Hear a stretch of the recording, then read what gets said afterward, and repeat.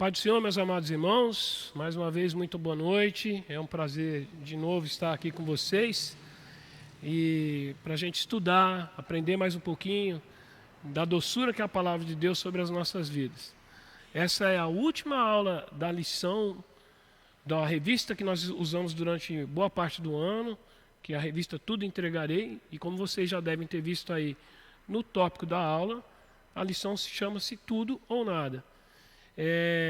Eu pretendo dar algumas pinceladas em alguns pontos que nós já vimos durante o ano, mas depois dessa aula de hoje, vocês ainda vão ter na próxima semana uma aula resumo dessa revista toda. Então, fica ligadinho aí, se por acaso você ainda não assistiu algumas das aulas que foram ministradas ao longo desse ano, volta lá na lista, no canal do YouTube, assiste. E mesmo assim, se você já assistiu, aproveita para a semana que vem assistir a aula resumo, onde a gente vai poder discutir um pouquinho mais, falar um pouquinho mais sobre tudo que nós vimos durante o ano. Tá? Peço que vocês possam estar bem atentos, bem ligados naquilo que nós vamos estudar nessa noite. E por esse motivo eu peço que vocês, se puderem, fechem seus olhos aí na sua casa, vamos orar. Ó Deus, eu te peço, Pai, pela tua imensa e maravilhosa graça, que mais uma vez, ó Deus, o Senhor invada os nossos corações, que o Senhor inunde as nossas vidas com o teu Santo Espírito. Ó Deus, que possamos nos alegrar em uma vez mais ouvir daquilo que o Senhor tem separado desde o alto da tua eternidade. Para assim, ó Deus, podemos desfrutarmos do teu conhecimento, do teu cuidado, do teu carinho para com as nossas vidas. Pai, mais uma vez eu coloco a minha vida à disposição do teu Santo Espírito. Ó Deus, que eu só venha proferir e falar aquilo que é de agrado à tua presença. Ó Deus, usa-me como vaso em tuas mãos e alcança o coração de todos aqueles que estão assistindo essa aula, que vão assistir depois. É o que eu te peço em nome de Jesus. Amém. Irmãos, antes de nós começarmos a nossa leitura bíblica, e já vendo aí o tema da aula, tudo ou nada, eu queria que vocês já parassem para pensar, talvez alguns que já estejam lembrando daquilo que nós estudamos ao longo do ano, mas eu queria que nesse momento, falando em tudo ou nada, que vocês fizessem uma pergunta. Será que você tem noção a qual Senhor você verdadeiramente tem servido? Será que eu e você sabemos realmente, temos consciência a quem nós temos dedicado a nossa vida, o nosso coração?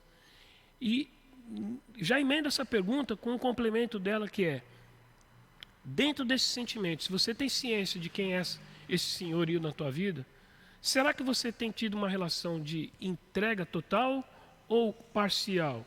Será que você tem, em algumas áreas da sua vida, negociado aquilo que você vai entregar e aquilo que você vai tentar resolver ou segurar com você?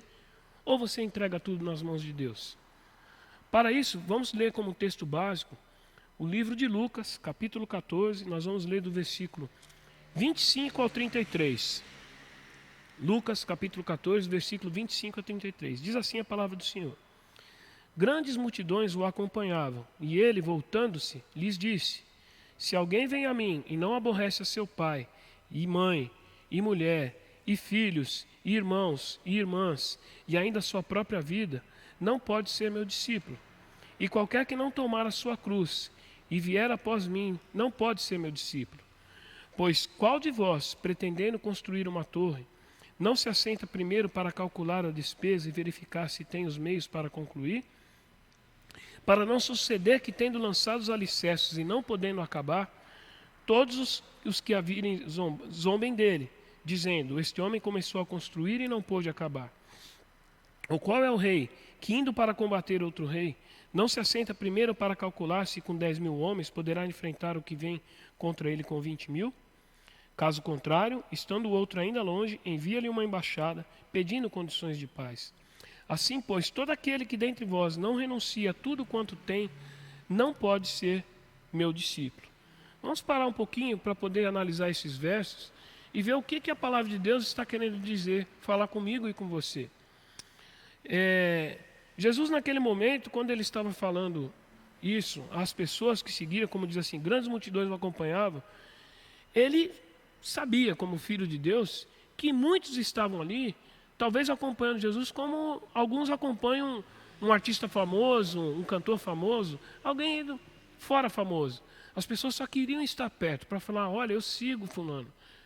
Mas aí, ele entendendo a natureza do coração humano, ele pega e diz: se alguém vem a mim e não aborrece a seu pai e sua mãe, e mulher e filhos, e irmãos, e ainda a sua própria vida, não pode ser meu discípulo. Ou seja, as pessoas queriam estar ali juntos de Jesus, serem comparadas como os discípulos dele, mas na verdade ele sabia que muitos ali não aguentariam vivenciar uma vida de discípulo, porque não se conectavam com Jesus de maneira concreta.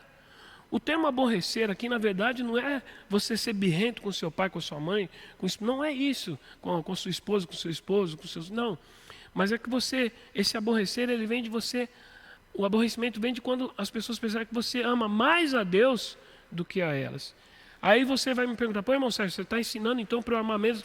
Não, não é isso. Mas um dos primeiros mandamentos que nós temos é amar a Deus sobre todas as coisas. E quando você ama a Deus sobre todas as coisas, é natural que você, em alguns momentos, deixe claro isso, seja para qualquer um dos seus familiares, ou seja para qualquer das pessoas ao seu redor, que você tem um compromisso com Deus e que em determinados momentos você vai fazer com que essa pessoa olhe para você e ache que você tem um amor menor por ela, mas não é um amor menor. É que, na verdade, esse amor que você tem a nível terreno, a nível carnal, não dá para se comparar com o amor que nós temos com Deus, que é espiritual. Não, é a mesma coisa que eu quisesse comparar, para você entender, eu querer comparar o amor que a gente tem com Deus, como eu querer comparar um carro esportivo muito caro com um Fusquinha. Não tem como fazer comparação, não dá para fazer comparação. São coisas completamente diferentes. Em quantidade, em qualidade, são coisas completamente diferentes. Então, Jesus ele já chama atenção aí, porque muitos que estavam seguindo não queriam ter esse desprendimento. E por isso que eu perguntei para vocês logo no começo, qual é a nação de relação que você tem, a qual Senhor você está servindo. Porque quando você sabe a quem você está servindo, você começa a entender aquilo que você pode fazer, aquilo que você... até onde você vai, até onde está o seu limite de autonomia em cima daquela situação, e a partir daquele ponto que você tem que fazer uma entrega total. E por isso que ele fala de que a própria vida, muitas vezes no nosso caminhar com Cristo, nós vamos ter que deixar coisas que são literalmente carnais, são vontades da carne, para poder fazer aquilo que é vontade do Espírito Santo nas nossas vidas. Por isso que ele fala no versículo 27, e qualquer que não tomar a sua cruz e vier após mim, não pode ser meu discípulo. Então ele estava fazendo um chamamento para as pessoas naquela época, mas que se aplica aos dias de hoje. E por que ele fala cruz? Porque ele já sabia que ele morreria a morte de cruz, que ele já saberia que ele teria que levar ali todos os pecados. Então, cruz trazendo para os nossos dias hoje, quando eu falo de carregar a minha cruz, não é que eu vou ter que fazer como Jesus, botar uma cruz nas costas, mas cada um de nós traz sobre as nossas vidas certas acusações, porque Jesus, quando ele estava ali na cruz, ele estava levando toda a acusação do mundo no ombro dele. Então, quando nós levamos a nossa cruz, quando nós nos dedicamos a um caminhar com Cristo, fatalmente pessoas vão vir para a gente, vão falar coisas que você fala: poxa, eu não mereço isso, mas por amor a Cristo eu vou levar, eu vou suportar o peso dessa cruz e vou caminhar com Ele. 28. Qual de vós, pretendendo construir uma torre, não se assenta primeiro a calcular a despesa e verificar se tem meios para concluir? O que Jesus também queria fazer isso? Olha, mostrou para o pessoal naquela época que quem vai fazer uma construção tem que saber tudo que vai estar envolvido, para não se enfiar de qualquer maneira num projeto. A mesma coisa quando nos versos seguintes ele fala do rei. Por quê? É a mesma coisa. Se eu quero me envolver num relacionamento com Cristo, eu tenho que saber que certas coisas vão me custar. Quando ele faz um paralelo aqui com construção de uma torre, é porque você sabe que você vai ter gasto com areia, com tijolo, mão de obra, enfim. Hoje, se você pensa em construir uma casa, é fio elétrico, é encanamento, é licença na prefeitura. São coisas que vão te custar. Para você não começar a construir a obra de qualquer jeito e acontecer, o cara começou e não terminou a obra. Então, a mesma coisa, o meu caminhar cristão e o seu caminhar cristão com Deus tem que ser algo que a gente entenda que o quê? Certas coisas vão nos custar, para que eu consiga chegar nessa caminhada. Quando ele fala do rei contra o inimigo, também. Certas coisas, ao invés de eu ir brigar, mesmo que seja por Cristo, mas brigar sem eu ter preparo para aquilo, sem ter preparo na palavra, sem ter um preparo de uma vida de jejum, com oração, quando ele fala de mandar uma embaixada à frente, eu tenho que pedir a Deus e falar, Senhor, para isso aí eu não tenho condições. Então manda o teu poder, os teus anjos à frente para resolver isso para mim. É assim que a gente tem que lidar o nosso relacionamento com Cristo. E aí, o 33, que vai ser o tópico principal para a gente hoje, diz: assim, pois, todo aquele que dentre vós não renuncia a tudo quanto tem, não pode ser meu discípulo. Então, essa aula de hoje, nós vamos tratar disso. O que será que eu e você ainda estamos retendo, que não queremos abrir mão para poder servir verdadeiramente a Cristo? Qual área da minha vida e da sua vida que talvez está aí meia nebulosa e que a gente não está assim, fica segurando, fica tentando negociar? Para quem tem a revista, vocês têm uma historinha aí dizendo de um piloto que foi para a guerra e ele teria que atacar determinado local, e ele chegou no momento onde ele sabia que o combustível dali para frente, se ele seguisse em frente, ele ficaria sem combustível, ou dali ele teria que voltar para trás para o porta-aviões. É o que no meio aeronáutico a gente chama do ponto bingo. Ali, quando o piloto ouve esse barulho, esse sinal, ele sabe que se ele não cumpriu a missão até aquele momento, ele tem que retornar, ou, a não ser que ele já saiba que ele vai ter um reabastecimento aéreo, ele pode continuar, ou que ele tem que ir para outro lugar para abastecer. Mas esse piloto, ele chegou ali naquele momento, e falou o seguinte: não, eu vou cumprir minha missão. Então ele resolveu, mesmo sabendo que poderia ficar sem combustível, seguir em frente, cumprir a missão dele e falou: se eu tiver que cair por saltar de paraquedas em território inimigo, depois eu vou ver quem é que vai me socorrer. Então muitas vezes na nossa vida, eu e você, vamos chegar num ponto que você fala: poxa, daqui para trás, pela minha razão, eu deveria voltar a não continuar. Mas muitas vezes Deus vai te levar a seguir em frente, mesmo que você não enxergue os recursos necessários para cumprir aquela missão. Mas aí é a questão da fé, de você seguir em frente e esperar que lá no final, na hora que você cumprir a missão, Deus vai dar uma maneira de te resgatar. Aliás, Ele já deu, que foi a morte de Cristo na cruz. Mas Ele vai prover os meios para que você possa entender e cumprir essa missão com segurança.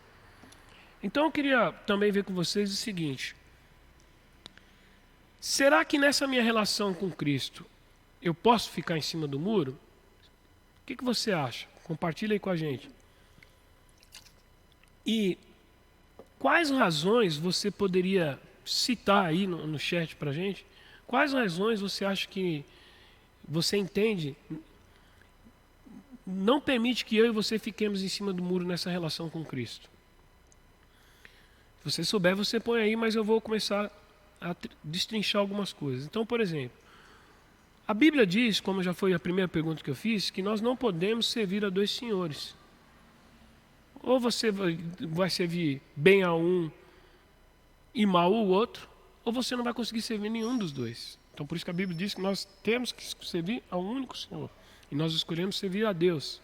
Há uma comparação muito comum na Bíblia que é: ou você serve a mamão, dinheiro, ou você serve a Deus.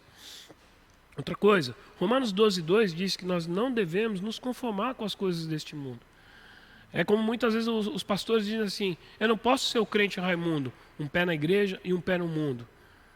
Ou eu estou com o meu coração voltado às coisas do Senhor, ou seja, tudo que eu fizer na minha vida, ainda que tenha um paralelo secular, eu faço aquilo, mas priorizando a Deus.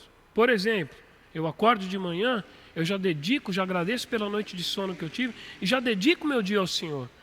Eu não começo automaticamente falando assim: vou fazer o que me der na telha. Não. Mesmo que você saiba que naquele dia você vai trabalhar, ou que você vai fazer um passeio, quem sabe, você já começa pedindo: Senhor, hoje eu coloquei no meu coração o desejo de fazer tal coisa. Vai comigo, me abençoa, Senhor, me mostra, evita de que eu faça tal coisa errada, se não for da vontade do Senhor. Isso já é uma maneira de você não ficar em cima do muro. A palavra de Deus também nos chama que nós temos que ser sal e luz na terra.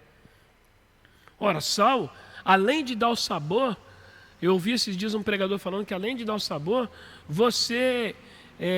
quando você põe muito sal na boca, você fica com sede. Então o pregador ele falou nessa ministração: será que eu sou tão servo de Cristo que eu tenho conseguido deixar as pessoas com sede de conhecer a palavra de Deus? Ou eu tenho sido aquela coisa insonsa, sem gosto, que as pessoas não conseguem olhar para a minha vida e para a sua e falar assim: por que esse cara é diferente? Por que ele age assim? Por que ele fala assim? Por que ele pensa assim? Será que as pessoas conseguem ver isso na minha vida e na sua? Será que realmente o nosso nível de entrega está conseguindo fazer com que as pessoas vejam essa transformação em mim e em você? Outra coisa, Atos 20, 24, eu vou ler aqui para os irmãos. Olha o que diz em Atos 20, 24.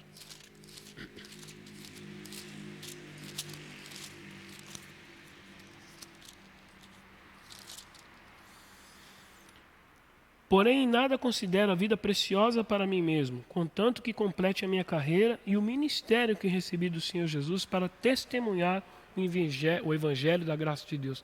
Ou seja, eu e você não estamos aqui no mundo só para desfrutar de tudo que Deus construiu e das coisas que a humanidade, através da inteligência que Deus concedeu ao homem, a gente possa.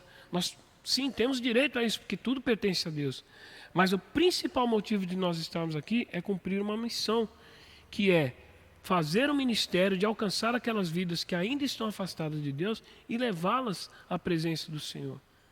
E para isso eu preciso estar com o meu coração voltado a Deus. Então esse é um outro motivo para que nós não fiquemos em cima do muro. E talvez você esteja ainda assim um pouco com dúvida, falando: irmão Sérgio, então o que é entregar tudo? É eu parar de trabalhar? É eu parar de dar atenção em casa? Não, meu irmão, não é isso. Não é isso. Mas a entrega se diz, como a gente viu lá na primeira aula, equilíbrio de dedicação. Volta lá se você não viu. Mas equilíbrio de dedicação, eu lembro que eu falei isso para vocês aqui. Eu não posso me dedicar ao extremo para Cristo e esquecer das coisas que são mandamentos dele, como, por exemplo, cuidar da família, cuidar do meu testemunho. Não, não é isso. Mas quando eu fico olhando só para o lado do equilíbrio também, eu começo a fazer: não, isso aqui é para o Senhor, isso aqui não é. Não, o equilíbrio quer dizer o quê? Que eu olho para Cristo, eu mantenho meu foco em Cristo e me dedico a Cristo. E aí as coisas que contribuem, como diz a palavra, tudo coopera para o bem daqueles que amam a Cristo. As coisas que acontecem, boas ou ruins, se você imaginar a balança, elas entram em equilíbrio nessa sua vida de dedicação a Cristo. Nessa vida de dedicação que nós temos a Cristo. Então, o que implica você dizer que você entrega tudo a Jesus? Implica em confiar totalmente na bondade de Deus. Em saber que mesmo quando as coisas aparecem de maneira difíceis na sua vida, seja por uma perda, seja lá o que for, você confia completamente que Deus ainda faz o melhor. Significa também mudança completa de valores. Ou seja, quando você aceita Jesus, você entende que certas coisas que você antes fazia, que você acreditava, que você tinha como verdade para a sua vida, você fala: não, peraí, mas não é isso que a palavra de Deus diz. Por exemplo, se você era uma pessoa que gostava de certos favores, de burlar a lei, porque conhecia alguém querer resolver as coisas, não, você fala assim: não, agora eu quero seguir o que a lei de Deus diz. Você até faz o seguinte, você fala: Senhor, eu gostaria que tal coisa acontecesse na minha vida, mas de maneira justa, de maneira correta. Porque aí sim, Deus, como autor e consumador de todas as coisas, Ele pode controlar, pode mover, colocar pessoas no seu caminho, abrir portas, abrir situações, que aquilo que você pediu a Ele aconteça.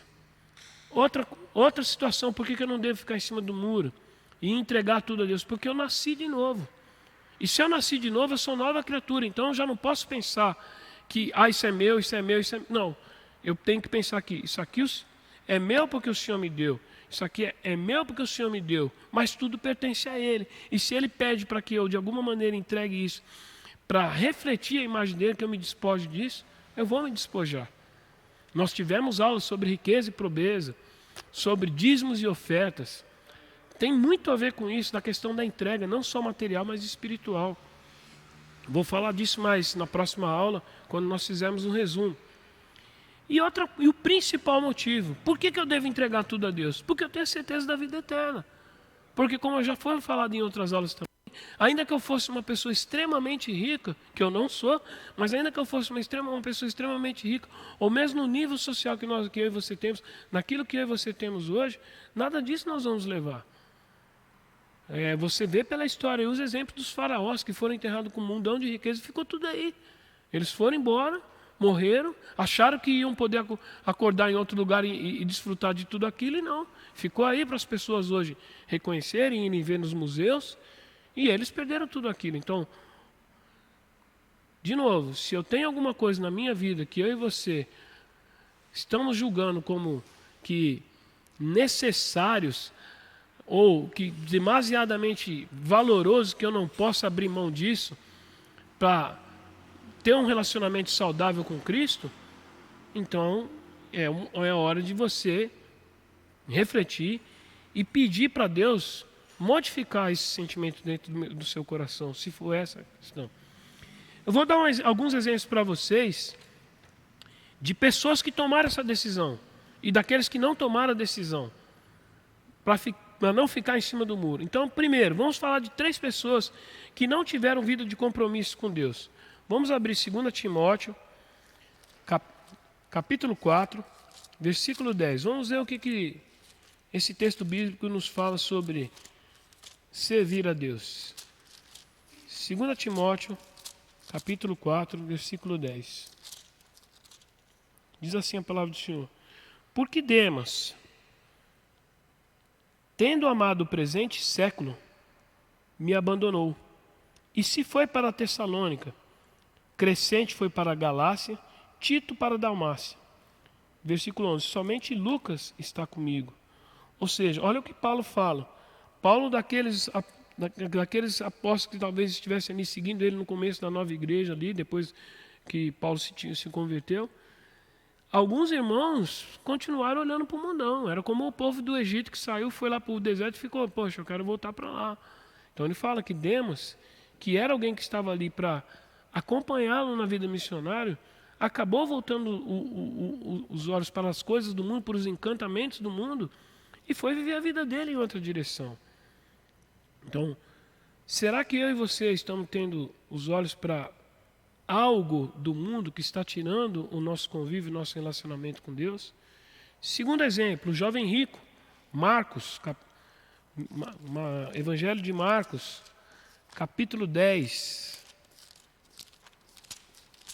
versículo 17 a 22.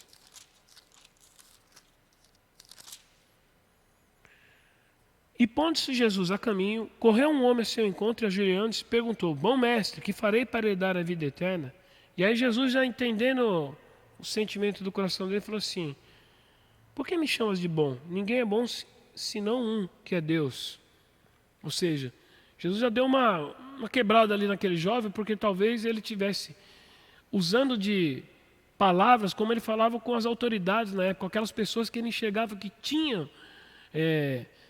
representatividade, e que talvez considerassem como os homens bons, os beneméritos, porque tinham boas posses. Mas Jesus fala assim: não há ninguém bom senão um, que é Deus, que é perfeito.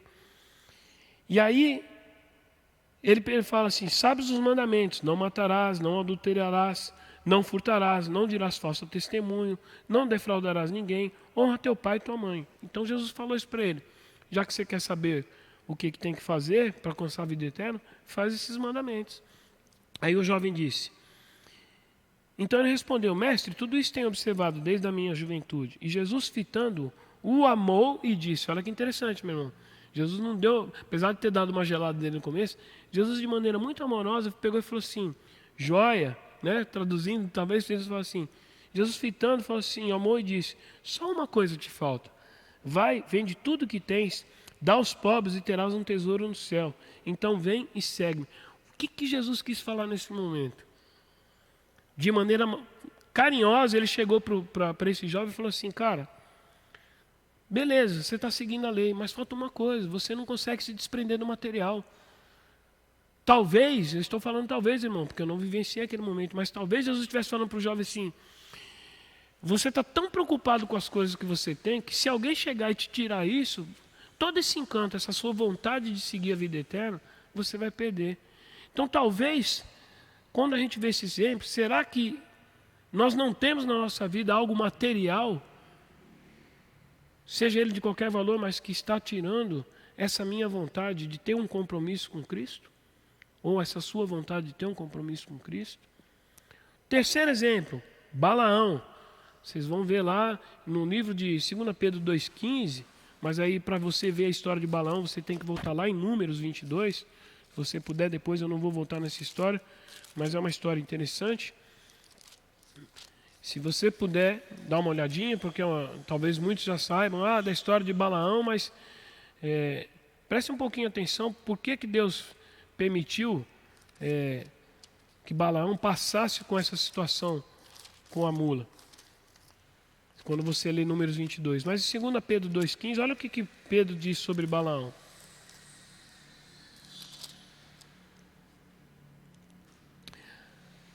Abandonando o reto caminho, se extraviaram, seguindo pelo caminho de Balaão, filho de Beor, que amou o prêmio da injustiça.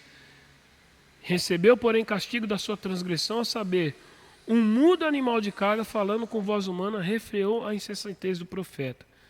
Eu confesso para os irmãos que quando eu fui reler Números, eu fiquei um pouco perdido quando faz essa afirmação. Eu falei, mas quando você vê lá na história que a primeira vez que os profetas lá, os enviados lá do rei Moabita foram lá falar com Balaão, ele falou, não posso fazer, só vou fazer o que Deus me falar. E Deus falou, você não vai com eles. Só que eles foram lá, reclamaram com o rei mandou gente mais importante para falar com Balaão. Balaão ainda, quando eles chegaram, repetiu para eles que não faria nada que Deus mandasse, mas ele foi consultar Deus de novo. Qual era o correto ele ter feito ali? Se Deus já tinha falado com ele uma primeira vez que não era para ele e para eles, já era para ele ter parado ali. Ter falado, eu já falei para vocês, eu não vou, porque Deus mandou. Mas, acredita, pelo que a gente vê aqui, pelo que a palavra de Deus diz, ele deve ter crescido os olhos naquele monte de gente importante que foi falar com ele, naquelas riquezas que o próprio rei falou, se você vier aqui eu vou te encher de honra, disso, daquilo. E aquilo talvez no coração dele fez, vai lá, pergunta de novo para Deus. Quem sabe Deus deixa, aí você vai ganhar esse. E Deus pega e fala assim, então vai. Só que aí Deus, para mostrar para ele como ele estava errado, vai fazendo com que a mula fique criando condições e ele começa a brigar com a mula, e até que a mula fala com ele e fala assim, você não me reconhece não? Quantas e quantas vezes eu tive com você e nunca fiz assim? Ou seja, precisou acontecer tudo isso na vida dele para ele entender que ele estava indo por um caminho que não era aquilo que Deus queria para ele. Por quê? Porque ele cresceu os olhos em cima de determinada situação. Será que não é isso que pode estar acontecendo comigo, com você nessa noite? Vamos pensar sobre isso. Agora vamos falar de vidas comprometidas. Lucas, capítulo 5. Quando Jesus chama ali os discípulos, olha que coisa interessante.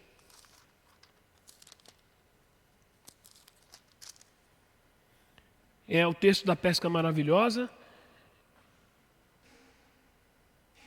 Mas Jesus chega e fala assim, vou ler só o versículo 9 a 11. Pois à vista da pesca que fizeram, a admiração se apoderou dele e de todos os seus companheiros.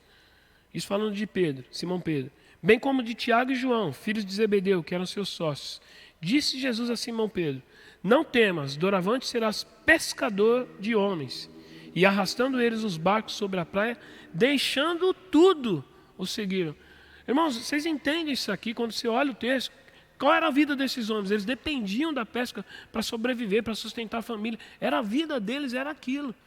Mas a partir do momento que eles não estavam conseguindo pescar, que Jesus chega, eles fazem, sob a ordem de Deus, fazem uma pesca maravilhosa, eles entendem que eles estão diante de uma pessoa completamente diferente de tudo aquilo que eles conheciam.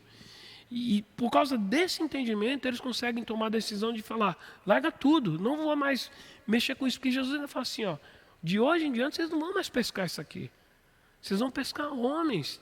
E talvez ali, esse pescar homens, talvez eu digo até com uma certeza que a gente vê pela história de Pedro, eles não conseguiram entender naquele momento realmente o que seria pescar homens. Mas pelo fato deles terem passado aquela experiência maravilhosa com Cristo, eles falaram, é isso aí. Larga tudo e vamos para lá, vamos seguir esse cara aqui.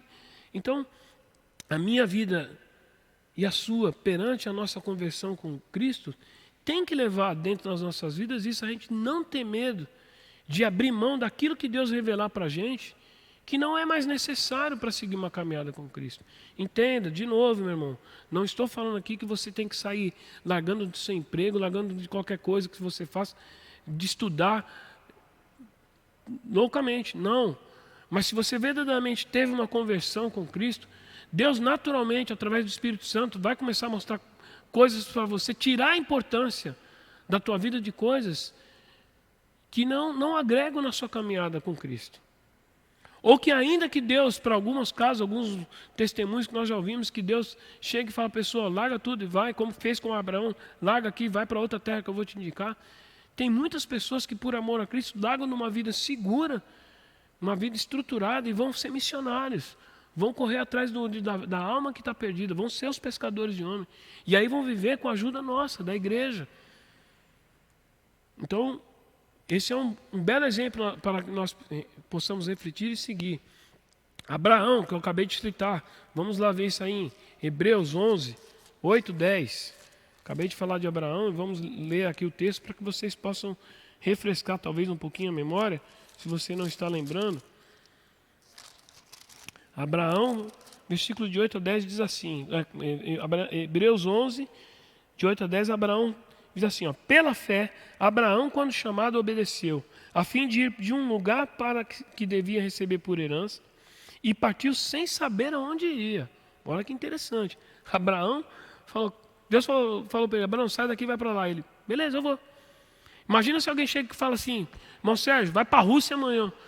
Cara, tá certo que hoje em dia a gente tem mais informação. Você pega o celular, Rússia, onde fica, qual o idioma que fala lá, a moeda, como é que eu faço para chegar lá, qual é o tempo que tem lá, que hora, entendeu?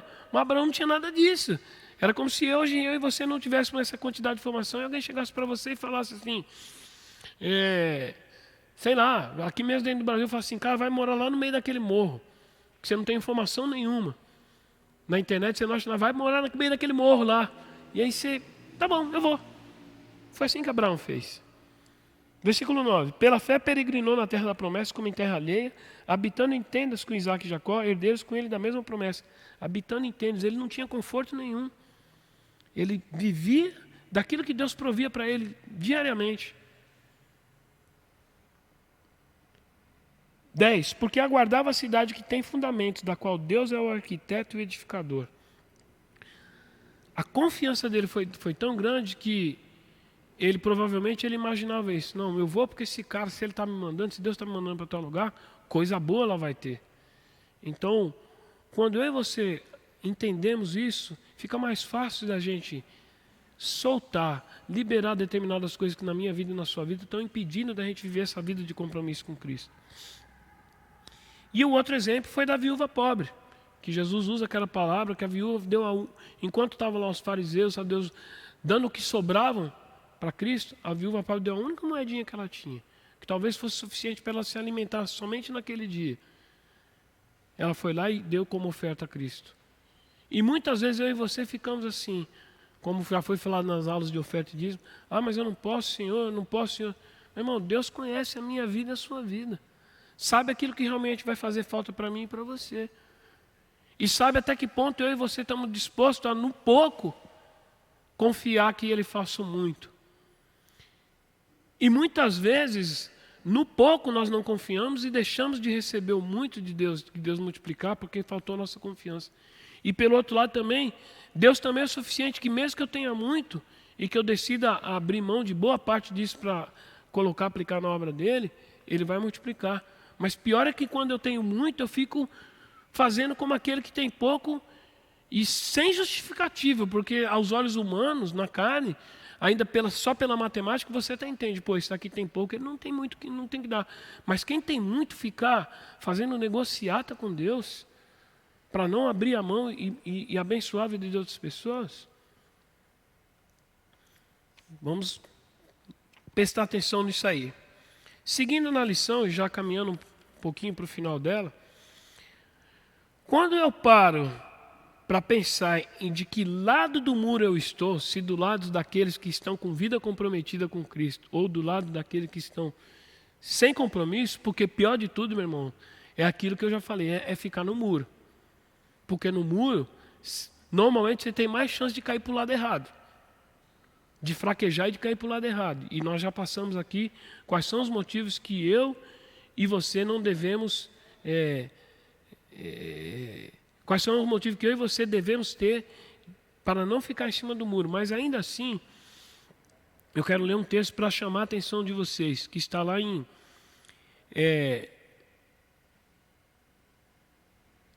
Deuteronômio 6,5. Deuteronômio 6,5 diz assim: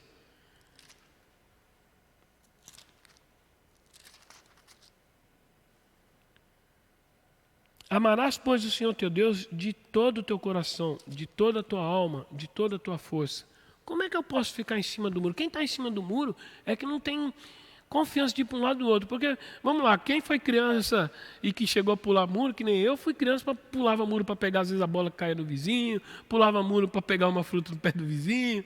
Mas você tinha que pular o muro. Você não ficava em cima do muro. Ou no muito, se você subia em cima do muro e via que tinha cachorro e não dava para você ir para lá, você voltava para trás. Sua vida não era ali em cima do muro. Você tinha que se decidir por um lado ou por outro. Então, quando o Deuteronômio fala assim, amarás o Senhor teu Deus de todo o teu coração, então você não pode ficar nessa indecisão. Você tem que entender que a busca completa por Deus te leva a ter um relacionamento profundo com Ele, a ponto de você não ter momentos de indecisão de saber se vou para lá ou vou para cá. Porque olha o que 1 João 3,6 também diz. 1 João 3,6 diz que todo aquele que permanece nele não vive pecando. Todo aquele que vive pecando não o viu nem o conheceu. Ou seja, quando você fica em cima do muro, você fica tentado, às vezes, a olhar para o lado errado, a olhar para o lado do pecado. Só que a palavra fala que quem não o conheceu, não o viu, vai continuar pecando. E aí você já não está mais em cima do muro, você vai cair para o outro lado. Ou você vai ficar muitas vezes pendente para o lado do pecado. Então, de novo, nossa vida tem que ser uma vida de compromissos, de entender que a nossa vida foi um convite que Jesus fez ali na cruz, para que eu e você saiamos desse projeto de vida terreno e possamos viver o projeto de vida celestial. Saber que na nossa vida terrena nós temos condições limitadas para resolver as coisas. Como eu já disse em outras aulas, ainda que eu fosse uma pessoa rica, a riqueza não compra tudo. Nós vimos aí durante esse período de Covid que essa doença pegou rico e pobre. A pessoa bem estudada e a pessoa pouco estudada. Então, não é o que eu sei, não é o que eu tenho que vai fazer com que eu consiga resolver todos os problemas na minha vida. Mas é a minha confiança em Cristo é que faz com que eu passe por todas essas tribulações, por todas essas provações, principalmente junto com a igreja, sendo tratado, motivado, incentivado, educado, reeducado, como se diz, chamado a atenção para quando a gente precisa caminhar junto. Porque é nessa liberdade que o Espírito Santo tem de agir dentro da igreja, é que vai fazendo com que as velhas coisas que ainda ocupam lugar no nosso coração, na nossa vida terrena, sejam trocadas, transformadas pela natureza de Deus. Porque Romanos 8,6, por que eu falei dessas coisas que talvez ainda existam na nossa vida? Porque Romanos 8,6 olha o que diz: porque o pendor da carne dá para a morte, mas o do Espírito para a vida e paz. Então, justamente o Espírito Santo é que, agindo na minha vida e na sua vida, vai fazer com que a gente tome o lado certo do muro. Não fique em cima do muro. Não fique esperando que determinadas coisas aconteçam para saber, vou por aqui ou vou por ali. Não, porque você já tomou a decisão de servir a Cristo, então tudo que você vai fazer, você vai colocar primeiro na mão de Cristo. Então, quando você entender de que lado do muro você está, você começa a lembrar desses textos, começa a entender que Cristo é a pedra angular que vai edificar a minha vida e a sua vida, nessa obra majestosa que Deus criou. E você começa a entender também que quando você ouviu lá atrás o convite e entregou o coração a Cristo, você sabia do que você estava esperando. Agora, quando você ainda está em dúvida, que você ainda está em cima do muro, talvez o que esteja acontecendo, se você estiver em cima do muro, é porque você ainda não deu o completo valor ou atenção ao convite que Jesus fez. E aí Salmos 95, 7 diz assim: se hoje, se ouvirem a sua voz, não endureça o coração. Talvez hoje Deus está falando para você aí que está assistindo a aula, lembra daquela coisinha que você guarda lá no fundinho do seu coração? Aquele bichinho de estimação, aquele pecadinho de estimação que você não contou para ninguém, mas eu sei que você guarda aí no coração. Deus está falando, não endureça o teu coração, deixa eu entrar, tratar, deixa eu limpar isso aí para você, para que você não perca mais tempo. Meu irmão, preste atenção, as coisas estão caminhando muito rápido para a volta de Jesus, glória a Deus, porque do jeito que o mundo está, por mais tecnologia que a gente tem, infelizmente a gente vê que as pessoas só usam isso, na maioria das vezes, para o mal. Para o mal. Infelizmente é para o mal. A gente tem visto que aquilo que era para ser certo tem sido tido como errado. E aquilo que a gente sempre aprendeu como errado está sendo colocado como certo. De novo, por isso que é importante a gente ter sempre Romanos 12:2 na nossa cabeça. Não vos conformeis com a mentalidade desse mundo, mas renovai a mentalidade para entender qual é a boa, perfeita e agradável vontade do Senhor. E eu só consigo renovar isso através da palavra de Deus, em comunhão, servindo a Cristo. Porque quando eu sirvo a Cristo, que eu supero minhas dificuldades para servir a Cristo, eu sinto essa boa e completa e agradável vontade de Deus invadindo o meu ser. E aí eu consigo sentir a paz que nenhuma outra pessoa pode dar. Já viu uma situação difícil que é quando você passa realmente... Acho que a situação mais difícil que nós como seres humanos temos é quando você perde alguém e você ter que ali consolar uma pessoa e falar para ela, né? Muitas vezes a gente só consegue falar os meus sentimentos, né? Mas o que a gente sabe que aquela pessoa está precisando naquele momento é uma paz que nem eu nem você, um amor, um aconchego, um abraço que nem eu nem você, por mais que seja muito íntimo da pessoa que você vai abraçar, não é suficiente para acalmar aquela dor no coração da perda da pessoa. E somente Deus tem essa paz imensurável que é suficiente para fazer essa transformação, essa cura dentro do coração da pessoa. Mas quando eu e você conseguimos, dentro desse caminhar do servir a Deus, levar essa palavra, você está fazendo a sua parte. E deixa que Deus faça o resto. Deixa que Deus faça o resto. E aí, quando eu decido entregar tudo, o que começa a acontecer? Vamos ver lá em Lucas, capítulo 14, que foi já os versículos que nós limos hoje, mas vamos voltar lá no versículo 26.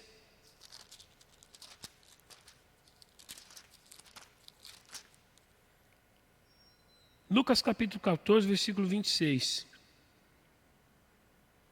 Se alguém vem a mim e não aborrece seu pai, sua mãe, mulher, filhos, irmãos e irmãs e ainda sua própria vida, não pode ser meu discípulo. O que eu entendo isso, meu Sérgio? Qual é o primeiro passo para eu entregar tudo a Cristo? É eu colocar em primeiro lugar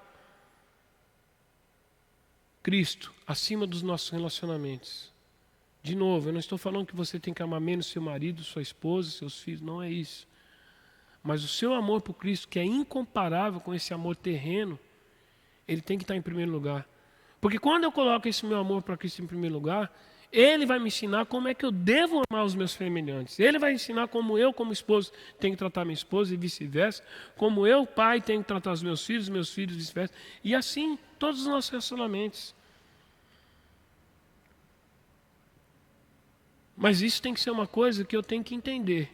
Que se eu quero ter todo um contexto da minha vida secular em perfeito estado, eu tenho que primeiro amar a Cristo. Segundo, como eu já falei na frente, carregar a nossa própria cruz. E esse sofrer, como eu disse para os irmãos, às vezes você vai ouvir certas coisas que você não vai gostar, mas o sofrer também que Cristo fez quando Ele morreu na cruz, Ele sofreu pelos outros. Então o meu caminhar, eu decidi a sofrer pelos outros. Irmão Sérgio, o que é então que eu tenho que sofrer pelos outros? Se alguém se machucou, eu vou... Não, não é isso, meu irmão. Mas, poxa, se você vê uma pessoa, que seja da igreja, ou que seja um vizinho seu, que está passando por necessidade, e você também está passando necessidade, mas que você tem condições de dividir um pouco do que você tem, mas que é um pouco a mais do que ele não tem, sofra junto com ele. Passa um pouquinho de fome também junto com ele, mas alimente. Sabe, vamos dizer assim, que, dando um exemplo claro, que se a pessoa está uma semana sem comer e você está comendo todos os dias, pouquinho, mas aquela pessoa não tem nem um dia da semana nada para comer, faça um jejum e tire um dia daquele dia que você come tudo, um café da manhã, um almoço que você se satisfaz, e dá para aquela pessoa que está precisando. Isso é sofrer para o outro. Ajuda, se coloca ali para ajudar, seja dentro ou fora da igreja, mas principalmente dentro do... A gente tem que a obrigação de servir os que estão dentro da igreja e os que estão fora da igreja. Por isso que muitas vezes a gente fala, a vida missionária não é feita só com quem vai a campo ministrar na vida das pessoas. Mas se você acha que não tem condições de ir para um sertão nordestino, para o meio de uma mata com tribo indígena, para um país africano, você pode contribuir com a sua parte financeira. Ajuda quem está indo nas missões. Ajuda. Né? Quando vem aqui, por exemplo, Teatro Jeová Nissi, vai ali, faz uma ajuda, contribui, compra uma camiseta, ajuda os irmãos. Seja bênção na vida dessas pessoas que estão entregaram tudo da vida deles. O pastor falou aqui quando veio a Jeová Nissi, são jovens que saem das suas casas, ficam um ano inteiro viajando, ministrando a palavra de Deus sem ver a família. Largam tudo o que tem para poder servir a Cristo. E eu e você, o que a gente pode fazer se a gente não tem condições de largar a nossa família hoje e fazer o que eles estão fazendo? Contribua financeiramente, ore, apoie. E o renunciar está no versículo 33. Essa entrega total que em Lucas 14:33 diz assim, todo aquele que dentre vós não renuncia tudo quanto tem, não pode ser meu discípulo.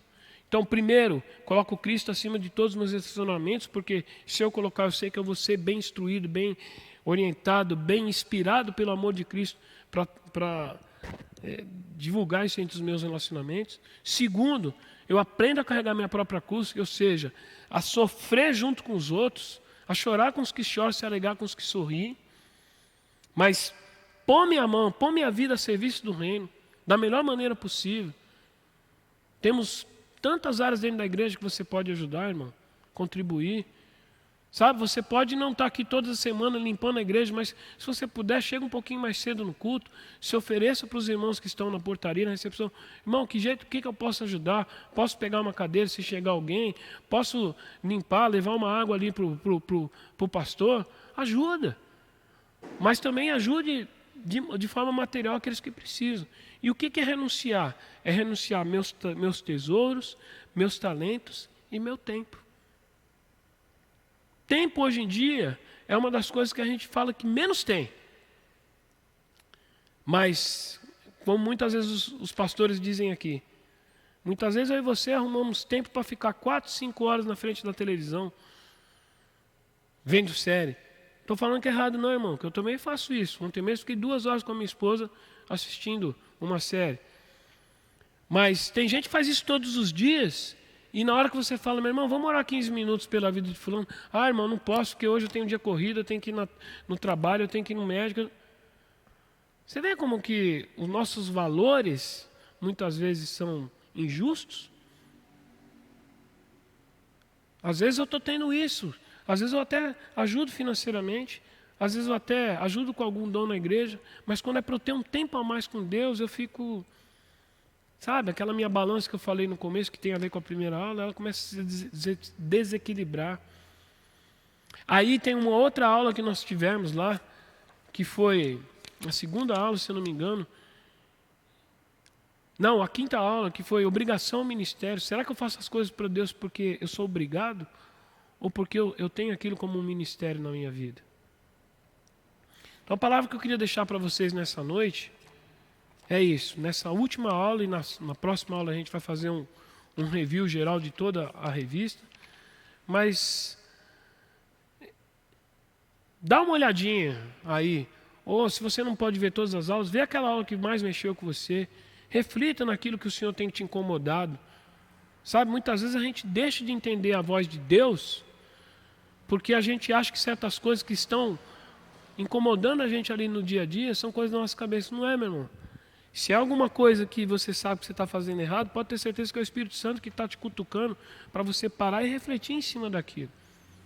Sabe como é que isso acontece? Muitas vezes quando você, num dia que você está passando apertado, você ouve um louvor, você ouve alguma ministração e você fala, caramba, é isso que eu estou pensando hoje. É isso que Deus quer falar comigo. É nisso que eu tenho que parar, me colocar aos pés de Deus, chorar, pedir perdão, pedir para que Deus me dê força para eu mudar aquilo na minha vida. E Deus, eu acredito que com tudo isso que a gente falou durante esse tempo todo, Ele quer uma coisa. Que ou eu e você estamos precisando de um renovo nessa nossa missão com Deus, nesse nosso compromisso com Deus, ou se você está começando a caminhar, você precisa iniciar essa sua experiência de completa submissão ao amor de Deus. Amém? Vamos orar. Senhor meu Deus, eu te agradeço, Pai, por até aqui o Senhor ter permitido que eu venha fazer parte do Teu reino e fazer esse serviço na Tua casa, Pai. Como todas as vezes que eu tenho vindo aqui, eu não me sinto professor, ó Deus. Eu só agradeço por o Senhor me dar a oportunidade de estudar um pouco da palavra e compartilhar com os meus irmãos aquilo que o Senhor primeiro trata comigo, aquilo que primeiro o Senhor me incomoda, aquilo que primeiro o Senhor me educa, me puxa as minhas orelhas, ó Deus, para que eu possa também poder falar com os meus irmãos e o Senhor, através da sua palavra,